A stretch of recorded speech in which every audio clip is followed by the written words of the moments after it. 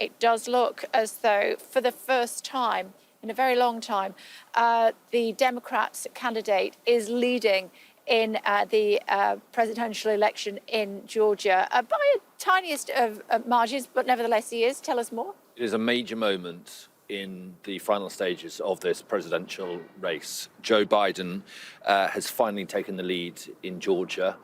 If that lead persists and he doesn't lose it to Donald Trump, and there's actually no suggestion that he would, he will win all 16 electoral college votes, taking him from 253, where he is currently, to 269. That means that Donald Trump has no way of winning this presidential election if Joe Biden keeps his lead in Georgia.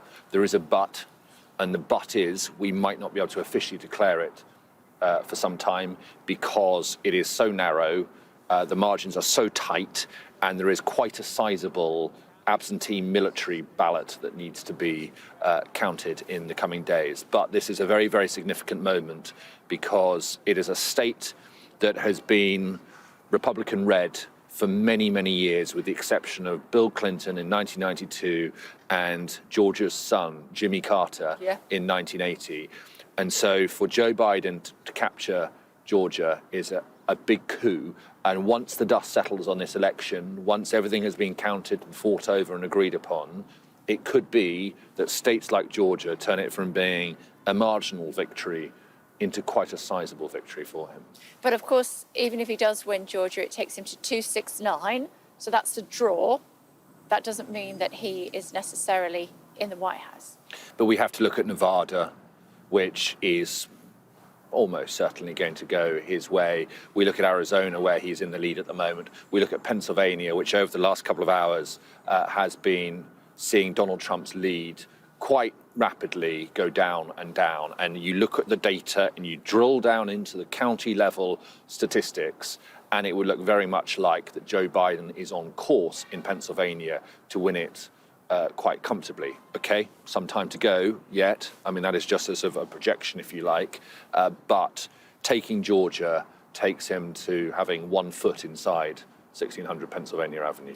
It is a pivotal moment, looking at that, the fact that Joe Biden is in the lead for the first time in Georgia. If you'd looked at the map 24, 48 hours ago, you'd have thought that was highly unlikely, if not impossible.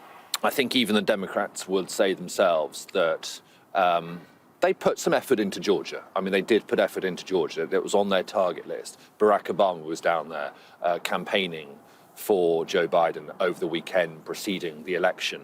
But it was one of those on their list that was a bit of a dream state to win, if you like. And there are a number of those, but they will be very, very pleased if they can hold on to that lead. And the fact that the direction of travel has been consistently for the last few hours in Joe Biden's favor, and he has now tipped the balance, one thinks he might manage to hold on to that. OK, so that's the situation in Georgia. Looking at that map, North Carolina just above Georgia. Too close to call. Hearing from Ali that is probably going to stay Republican. Pennsylvania counting continuing there in all likelihood, according to Ali, that could probably go Joe Biden's way. If we take you over to the West Coast, Arizona still has to declare, as does Nevada. It could take up to another week before we hear from Nevada.